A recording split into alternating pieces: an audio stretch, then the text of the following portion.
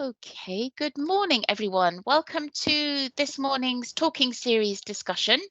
My name is Astrid Spink, and I am the Sectors and Communities Manager for the public and not-for-profit sector at ACCA. It's part of my job to work with members to create communities to support our members within these sectors, and I'm ably supported in this by our public sector and not-for-profit community panel. We have a few members on the call this morning. I can see our chair Chibuzo, and we have Edith and Steph and many more coming in, so thank you so much for being here this morning. So as I say, this is co-developed with our panel. The panel advised me on current issues that we should be supporting our members in. And one of the issues that came up was about charities and not-for-profits working with local government and how that relationship works. So for this morning's discussion, thank you very much to Steph Beeston Clark for bringing along Fiona Price, CEO of Age UK Berkshire. Thank you, Fiona, for coming along this morning. Fiona will be going over a presentation that, as I say, will be recorded, and then we'll go to Q&A. In terms of housekeeping, if you're not speaking, please do put yourself on mute so that we avoid any background noise. And thank you to those of you who've come on camera. If you're able to come on camera, great. It's good to see you. So we'll also have a polling question towards the end, just to ask for more ideas for what you would like to see next. But more importantly, we're going to get started now with our presentation from Fiona. So I'll hand over to you now, Fiona. Thanks very much, Astrid, and thank you so much for the invite. So everybody, fingers crossed on the technology. Let me just try and share my screen and we'll take it from there.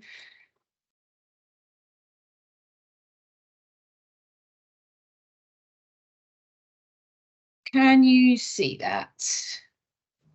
Yes, we can see your screen. Fantastic. Okay, and I'll just change it to slideshow. Yes, still working, she says, hopefully. All still working. Good news. Good, excellent. That's the hard part over then. That's good news. So just to introduce myself, I am Fiona Price. I'm the Chief Executive of Age UK Berkshire. I'm just going to cover a couple of things today. Hopefully they'll be of use to you. So I'm going to tell you a little bit about us as a charity, a little bit about the services that we offer, our funding, how we work with local authorities, how the local authorities that we work with differ, and believe you me, they differ quite significantly. Some of the value for money and benefits we offer in what we do, but also in our discussions with local authorities, and obviously happy to take any questions. So just to give you a little bit of background about Age UK Berkshire, we are a charity that was registered way back in 1964 and originally as an age concern. So we're part of a formal relationship with the Age UK National Charity, but we are a completely independent, locally managed, locally funded organisation, and we were specifically set up to respond to and provide for the needs of the people in later life across Berkshire. Berkshire used to be a county area way back in 1964, but it's now no longer a county area. So we work with 6 local authorities, which, as you can imagine, is rather a large number of local authorities to work with. And we work in partnership. And I think, again, partnership is a great word for some of the discussions that you'll probably have today. We work in partnership with many other voluntary sector organisations, including other charities that support older people in the local area. And I'm afraid we are in Age UK, but our starting point for supporting what we call older people, I'm afraid, is age 50. Don't shoot the messenger. That's just where we start from. So age 50, and we support people over that age and their friends, families and carers.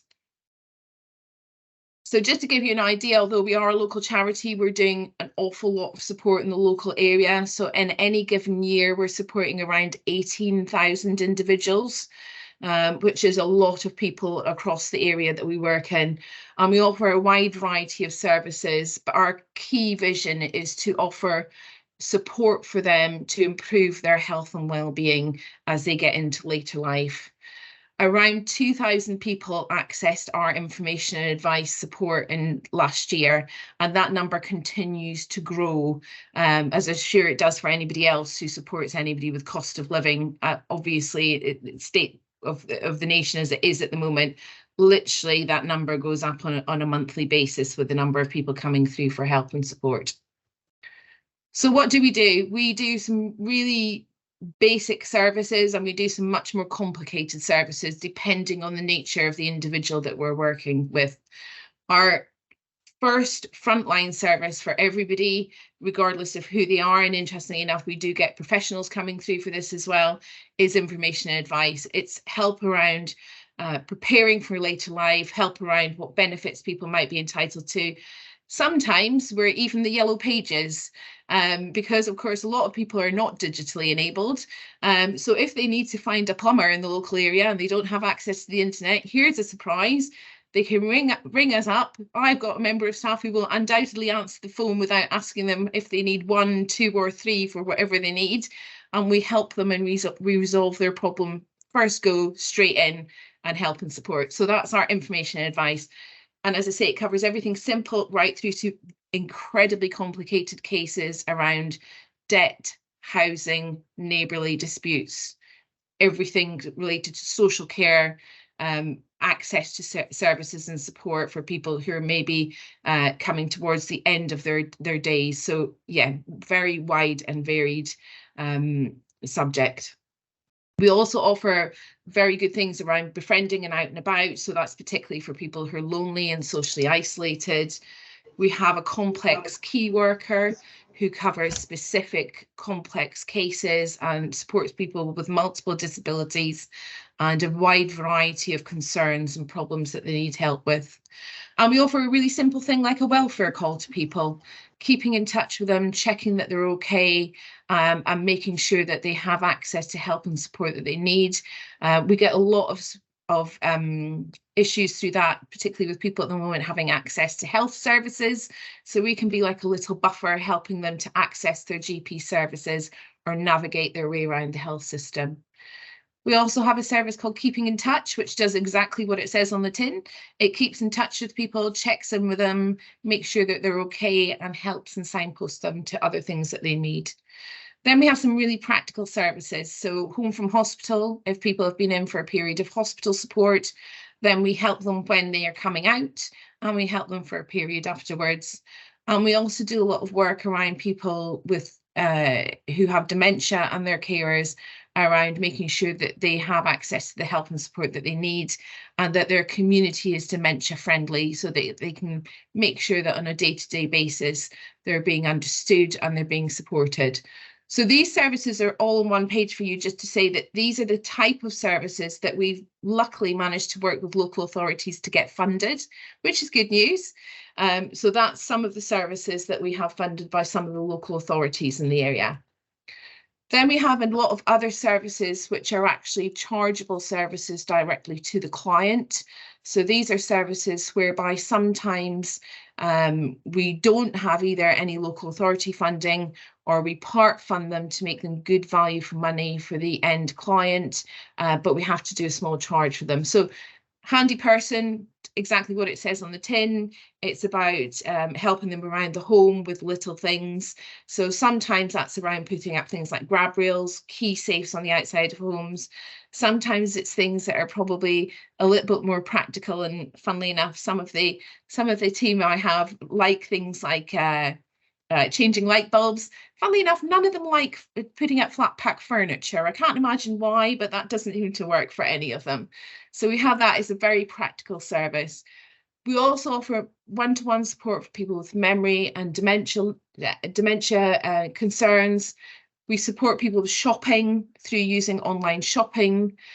We support people around the home practically with cleaning, getting prescriptions, helping them with some of their admin and paperwork, particularly relating to bills and paying bills. We also do a vast variety of keep fit classes, including things like Love to Move, which if any of you haven't tried seated gymnastics, I advise you to try it. It's great fun, and the good news is you don't have to wear any lycra, so even better.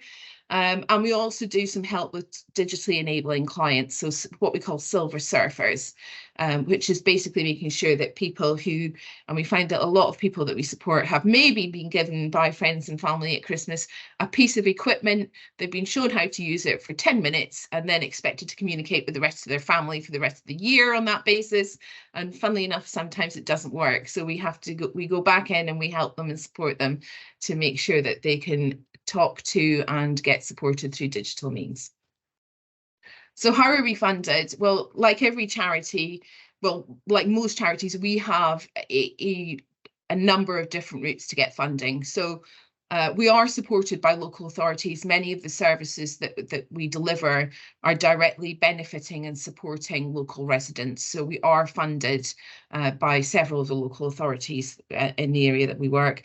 As I mentioned, we've got our paid for services. So again, that's where we directly charge the clients. And sometimes local authorities buy those as one-off spot purchases as well. So they may buy them for a particular client who might be in need of that service just on a one-off basis instead of a bulk tender or contract. We also work closely with local local corporates. So we're very lucky where we are based in Reading that we have a lot of corporates in this area, including names that you will know, which is good. So people like, we have Sage in the local area, we have Microsoft. So we were able to work with some of those corporates to help and support what we do. And then obviously we do local fundraising and donations and events. But one of the key things for us, and it has been particularly for the last 10 years, is obviously legacies. So we are incredibly grateful to anybody who chooses to leave money to us in their will, because it will directly go on supporting local people in the local area. So how do we work with local authorities? So this is a really interesting question, which when Astrid and Steph came to me with it, because I had to really think about it actually, because a lot of what we do it is something that we probably do quite as a matter of instinct, but actually there is really a plan and a kind of vision behind it. So we are, as a charity, really keen to ensure that we improve the health and well-being of older people. And in many cases, that actually directly correlates with what the local authorities' vision is for how people within their local area should be supported.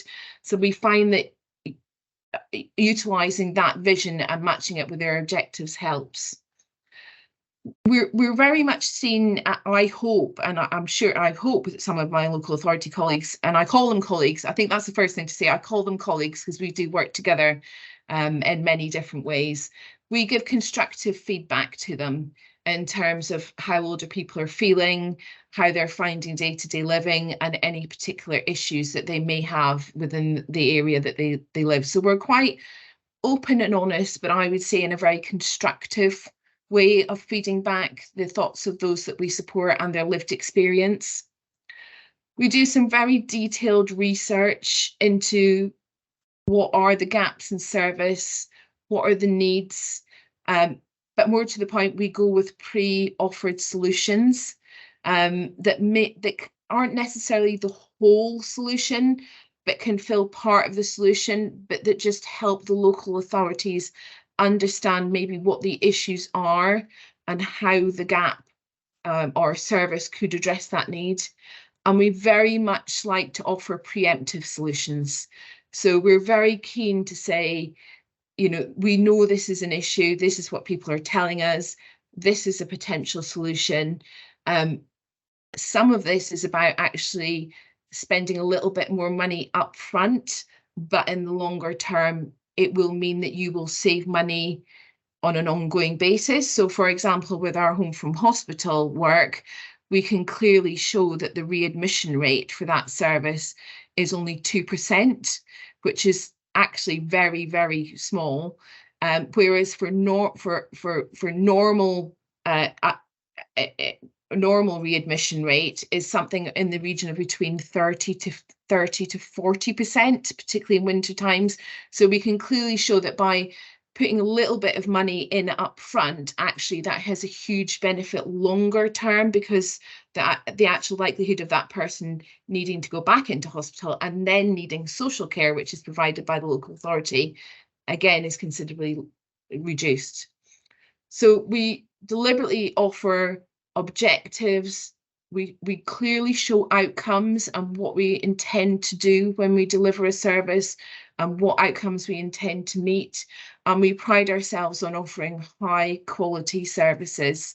We're also very well networked, and I think partnership is becoming more and more important, particularly in the charity sector, because charities obviously have their own vision, and our vision is to support older people.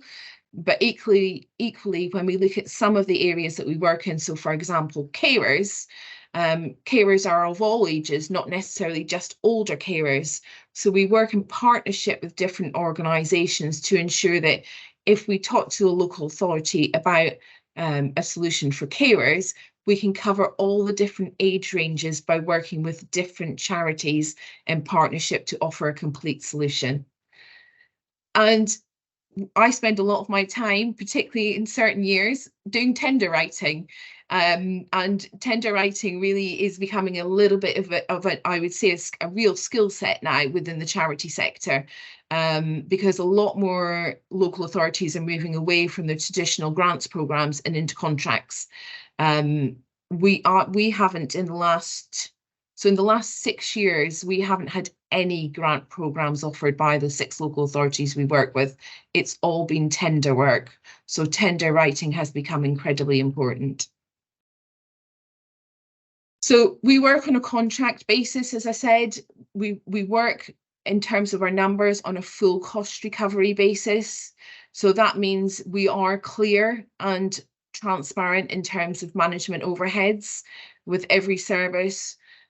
We have professional policies and procedures and quality standards. So we are externally assessed for our quality standard, and we are internally assessed on quality standards as well through the Age UK network.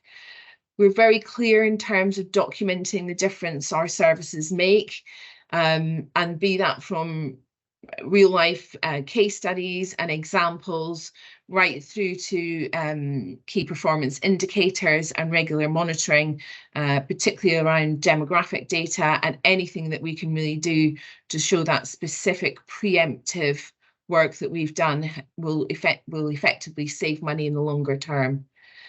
And we put the needs of the older people first. We really do, as a charity, go in offering a solution, not asking constantly for funding. We offer a solution and work with the local authorities to see how we can jointly develop that solution. And that's not necessarily about us being the person that delivers that, but it's about working in partnership with them to get what the needs of the older people are solved within the local area.